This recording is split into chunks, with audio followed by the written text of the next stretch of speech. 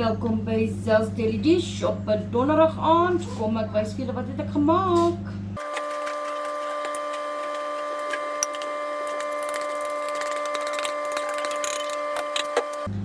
Rys, gepakte aardappels,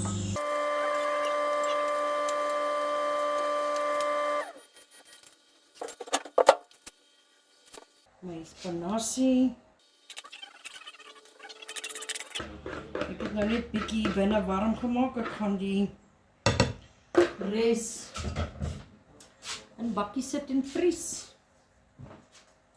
En dan 'n hoendertjie.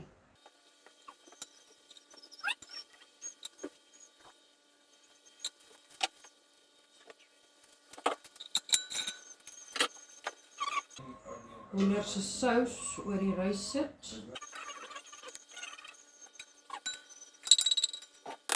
And there you have it. Dit is wat ons eet op 'n donderdag aand. Moet jy eet nie spinasie nie.